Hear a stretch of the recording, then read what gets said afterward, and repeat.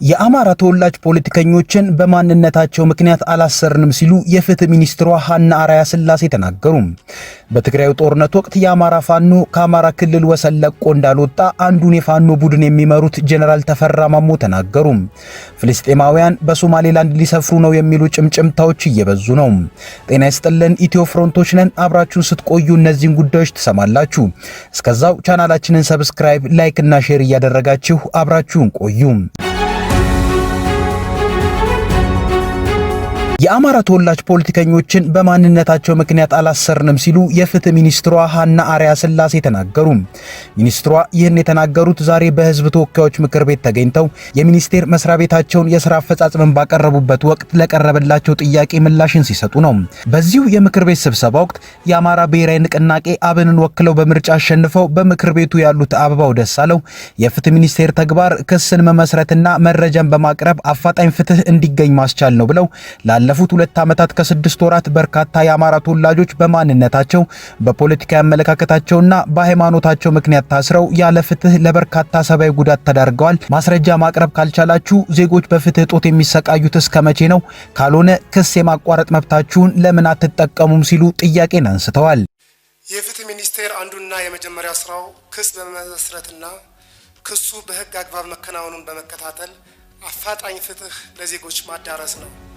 ከዚህ አኳያ በማንነታቸውና በፖለቲካ አመለካከታቸው ብቻ ከ2 ዓመት ከ6 ወር በላይ የታሰሩ የአማራ ፖለቲከኞች፣ ጋዜጠኞች፣ አንቂዎችና የሃይማኖት አባቶች እናንተ የሚጠበቅባችሁን የሰነድ የሰው ማስረጃና ምስክር ማቅረብ ባለመቻላችሁ ለከፍተኛ የሰብአዊ ጉዳት ተዳርገዋል። ማስረጃና ምስክር ማቅረብ ካልቻላችሁም የተሰጣችሁን ክስ የማቋረጥ ስልጣን መጠቀም ሲገባችሁ ዜጎች በፍትህ መጓደል የሚሰቃዩት እስከመቼ ነው? የአብን የምክር ቤት አባሉ አበባው አክለውም በማረሚያ ቤት አመራሮች በአማራ ታሳሪዎች ላይ ማንነት ተኮር አጸያፊ ስድብን ሰንዝረው ድብደባን ፈጽመው ታሳሪዎች ለፍርድ ቤት ተናግረውም ፍርድ ቤትም ጉዳዩ ተመርምሮ ይቅረብልኝ ብሎም ተጓቷል። በዚህ ተግባር ላይ የተሳተፉት ላይ መች ነው ተጠያቂነትን የምታሰፍኑት? የሚል ጥያቄንም አንስተዋል። በማረሚያ ቤት የሚገኙ እስረኞች ላይ የሰብአዊ መብት ጥሰት ሲያጋጥምና ዳኞችም ፍርድ ሲሰጡ የፌዴራል ማረሚያ ቤቶች ግን ይህንን ትዕዛዝ ተቀብለው ሲተገብሩ አይታይም። እንደ ማሳያ በፍርድ ቤት የአማራ የህሊና እስረኞች የማረሚያ ቤት ዋና ኃላፊ ሰብስቦን አጸያፊ ብሔር ተኮር ስድብ ሰድቦናል፣ የግድያ ዛቻ ዝቶብናል፣ ከማደሪያ ክፍል እያወጡ ይደበድቡናል ብለው ለፍርድ ቤት ክስ ሲያቀርቡ ማረሚያ ቤት ኃላፊዎች ግን ችግሩን መቅረፍ አልቻሉም። ከዚህም የተነሳ ለፌዴራል ፖሊስ ፍርድ ቤቶች ጉዳዩን እንዲመረምሩና ሪፖርት እንዲያቀርቡ ቢጠይቁም ከወራት በላይ የፌዴራል ፖሊስ ሪፖርት ማቅረብ አልቻለም። በዚህ ምክንያትም ችግሩ ሊቀረፍ አልቻለም። ይህንና መሰል ሰብአዊ መብት ጥሰት የሚሰሩ የፌዴራል ማረሚያ ቤት አመራሮች ላይ ተጠያቂነት የምታሰፍኑት መቼ ነው? ይህንን ለማስተካከል ምን እየሰራችሁ ነው? የፍትህ ሚኒስትሯ ሀና አርአያ ስላሴ የፓርላማ አባሉ አበባው ደሳለው በአማራ ክልል በማንነታቸው ስለታሰሩ ፖለቲከኞች ለጠየቋቸው ጥያቄ ምላሽን ሲሰጡ በማንነቱ ያሰርነው የለም ፖለቲካዊ ዓላማን ለማሳካት በሰሩት ወንጀል ነው ብለው ያቃተን መረጃና ምስክርን ማቅረብ ሳይሆን የሽብር ወንጀል ውስብስብ ስለሆነ ክርክሩ ጊዜ ስለሚወስድ ነው ብለዋል። ማንነትና በፖለቲካ አቋም የተከሰሱ ሰዎች አሉ የተራዘመ የወንጀል ክስና ክርክር ሂደት ላይ ናቸው የሚል ጥያቄ ተነስቷል። እዚህ ላይ የመጀመሪያው ግልጽ ማድረግ ያለብን በማንነቱ ብቻ ወይም በፖለቲካ አቋሙ ብቻ የከሰስነው ፍርድ ቤት ያቆምነው ሰው የለም። ግን አንድ ሰው የፖለቲካል ግቡን ለማሳካት በህገ ወጥ መንገድ የሚንቀሳቀስ ከሆነ ፖለቲከኛም ሆነ የመንግስት ሰራተኛም ሆነ የመንግስት ኃላፊ የህግ ተጠያቂነትን እናረጋግጣለን። ሚኒስትሯ ሀና አርአያ ስላሴ በማረሚያ ቤት ኃላፊዎች በአማራ ታሳሪዎች ላይ ማንነት ተኮር ስድቦች፣ ማስፈራራቶች ደርሰዋል በሚል ለቀረበላቸው ጥያቄ ቀጥተኛ ምላሽን ከመስጠት ይልቅ ታራሚዎችም ከህገ ወጥ ድርጊት ይታቀቡ ሲሉ ያልተገናኘ ምላሽን ሰጥተዋል። በማረሚያ የሚገኙ ተጠርጣሪዎች ታራሚዎች ከሰብአዊ መብት ጥሰቶች ጋር ተያይዞ ጥያቄዎችን ያነሳሉ። እነዚህ ጥያቄዎች ሲነሱ ፍርድ ቤቱ ግራ ቀኙን ሰምቶ ተገቢውን ውሳኔ ይሰጣል። ይህንም ተከትሎ ማረሚያ ቤት በተቻለ መጠን የሚሰጡትን ውሳኔዎች በሙሉ ይተገብራል። እዚህ ላይ ግን አንድ ልብ ማለት ያለብን በእስር ላይ የሚገኙ ታራሚዎችም ሆነ ተጠርጣሪዎች ያልተገደበ መብት እንደሌላቸው ታሳቢ ማድረግ አለብን። ልክ መብታቸው እንደሚጠይቁ ሁሉ ግዴታቸውንም ደግሞ የመወጣት ኃላፊነት አለባቸው። በማረሚያ ቤቶች ውስጥ በጣም ትልቅ የሆነ የማረሚያ ቤት ላይም ትልቅ ሸክም የሆነ በታራሚዎች በኩል ህገወጥ እንቅስቃሴዎች ይደረጋሉ። የተከለከሉ ነገሮችን ይዞ መግባት፣ የማምለጥ ሙከራ፣ እነዚህ ሁሉ አሉ። ስለዚህ መብት እንደምንጠይቀው ሁሉ ግዴታዎችንም ደግሞ የተገደመ መብት ስለሆነ በዛ አውድ ውስጥ ሊታይ ይገባል። በትግራይ ጦርነት ወቅት የአማራ ፋኖ ከአማራ ክልል ወሰን ለቆ እንዳልወጣ አንዱን የፋኖ ቡድን የሚመሩት ጄኔራል ተፈራ ማሞ ተናገሩ።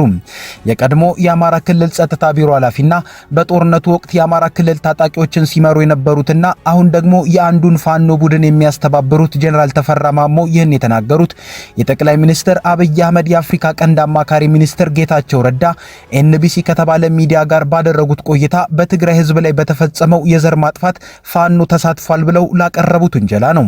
ጌታቸው ረዳ በዚሁ ቴሌቪዥን ላይ ባደረጉት ቆይታ በትግራይ በተደረገው ጦርነት ወቅት ብዙ የዘር ማጥፋት የተፈጸመው በኤርትራ ኃይሎች ነው ብለው በቀረው ላይ ፋኖ ተሳትፏል ብለዋል። 76% of the crimes were committed specifically በኤርትራውያን ተፈጸሙ ይልና ከ24% assortment of ፋኖ አለ። ያልገባኩ የለም። ትግራይ ውስጥ እኮ እድል ገጠመኝ ያለ ማንኛውም ፋኖ አንድ ያደረገው ዝም ብሎ ኋላ ሊሆን ይችላል እንጂ ሁሉ የግል ሽፍታ የነበረም ሳይቀርቆ ነው ትግራይ ላይ ተረዋለው። ይህን ተከትሎ ጄኔራል ተፈራ ማሞ ለአንድ ሚዲያ በሰጡት ምላሽ የአማራ ፋኖ በጦርነቱ ወቅት ከአማራ ክልል ወሰን አልወጣም ሲሉ ፋኖ በጄኖሳይድ አልተሳተፈም ሲሉ ተናግረዋል። ቦታ ይዝረከረካኒ አሁን እዚህ ላይ ትንሽ እኮ ማፈር አልተሰማውም።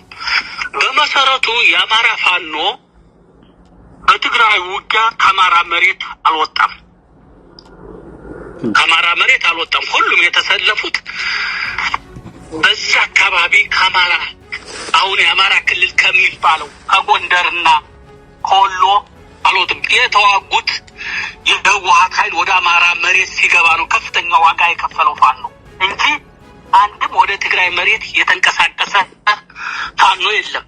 ተመልከት እንዴት አድርገው አምጥቶ እንደሚያጣብቀው ይሄ ሰውዬ። በዛን ጊዜ የሌለን አካል ወደዚህ ደረጃ ላይ አምጥቶ ሰቀለው። ስለዚህ ይሄ ነው አንዱ ችግሩ የሆነ ሰውየው ብዙ ቦታ ይረግጣል። ተመልከት። ጌታቸው ረዳ ከኤንቢሲ ቴሌቪዥን ጋር በነበራቸው ቆይታ በትግራይ በተደረገው ጦርነት ወቅት በዘር ማጥፋት ተሳትፏል ያሏቸውን አካላት ሲዘረዝሩ የብልጽግና መንግስትን ነፃ ለማውጣት ሄዱበት ርቀት ብዙ አስወቅሷቸዋል። ሶማሌላንድ ከእስራኤል የሀገርነት ዕውቅና ያገኘችበትን የስምምነት ነጥቦች ሀገራቸው እንደደረሰችበት የሶማሊያው ፕሬዝዳንት ሐሰን ሼክ መሐመድ ተናገሩ። የሶማሌላንድ የውጭ ጉዳይ ሚኒስቴር ደግሞ በሶማሊያው ፕሬዝዳንት ሐሰን ሼክ መሐመድ የተጠቀሱ የስምምነት ነጥቦች ሐሰት ናቸው ሲል ውድቅ አድርጓል። ከሰሞኑ እስራኤል ለሶማሌላንድ የሰጠችው የሀገርነት ዕውቅና ከቀጠናው አልፎም የዓለም መገናኛ ብዙሃን መነጋገሪያ ሆኖ ሰንብቷል። በርካታ ሀገራትም በተለይ ደግሞ ተመሳሳይ የግዛት አንድነት ጥያቄ ያለባቸው እንደ ቻይና የመሳሰሉት ሀገራትን ጨምሮ በርካቶች ጉዳዩን ተቃውመውታል። ሶማሊያ ጉዳዩን በሉዓላዊነቷ ላይ የመጣ መሆኑን በመግለጽ በእስራኤል ውሳኔ ላይ አምርራ ቁጣዋን መግለጿን ቀጥላለች። ታዲያ እስራኤል ለምን የሀገርነት ዕውቅናን ለሶማሌላንድ መስጠት እንደፈለገች የሚጠቁሙ መረጃዎች ከሶማሊያው ፕሬዝዳንት ሐሰን ሼክ መሐመድ ተሰምተዋል። ፕሬዝዳንቱ ከአልጀዚራ ጋር አድርገውት በነበረው ቆይታ ሶማሌላንድ ከእስራኤል የሀገርነት ዕውቅናን ያገኘችበትን የስምምነት ነጥቦች ሀገራቸው እንደደረሰችበት ገልጸዋል። ነገሩንም በፍጥነት መገናኛ ብዙሃን ተቀባብለውታል። ፕሬዝዳንቱ እንዳሉት የሶማሊያ የደህንነት ሰዎች ሶማሌላንድ ከእስራኤል የሀገርነት ዕውቅና እንድታገኝ የተስማማችባቸውን 3 ነጥቦች ምን እንደሆኑ ደርሰውበታል።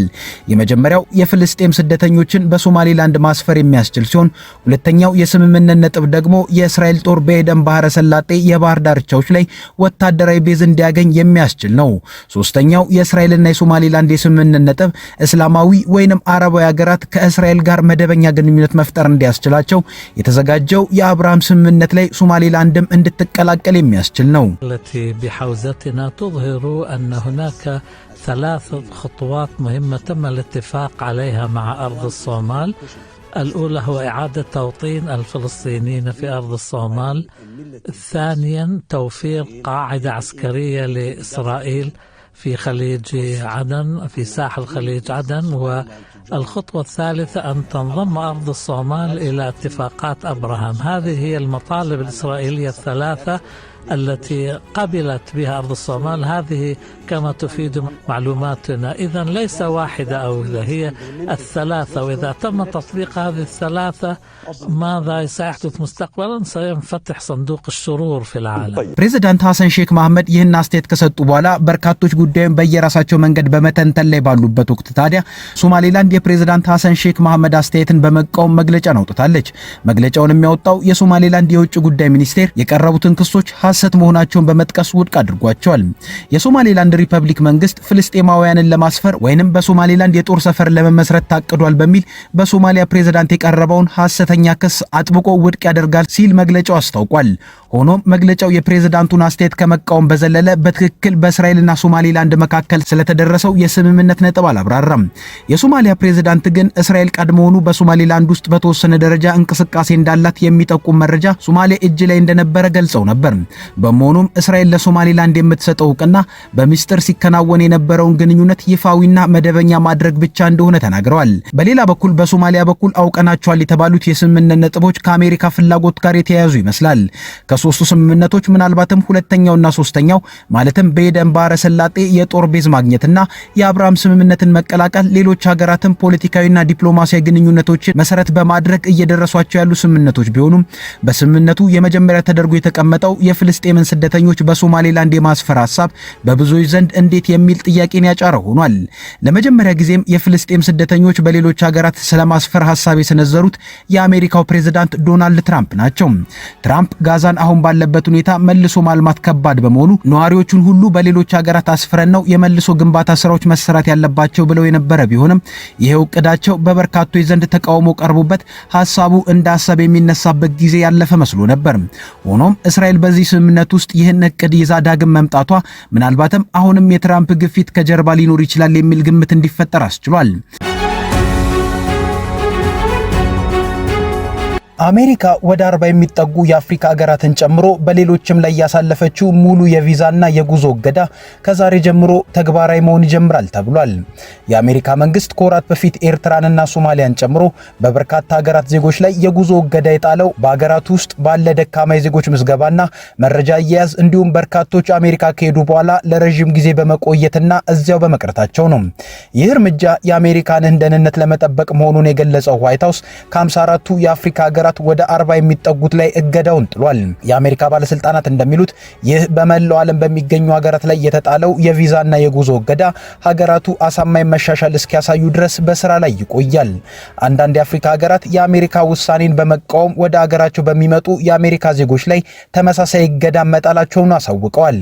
የምዕራብ አፍሪካ ሀገራት የሆኑት ማሊና ቡርኪና ፋሶ አሜሪካውያን ወደ ሀገራቸው እንዳይገቡ የጉዞ እገዳን በመጣል ያጸፋ ምላሽን ሰጥተዋል።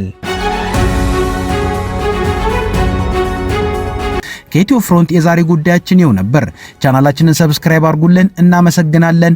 መልካም ጊዜ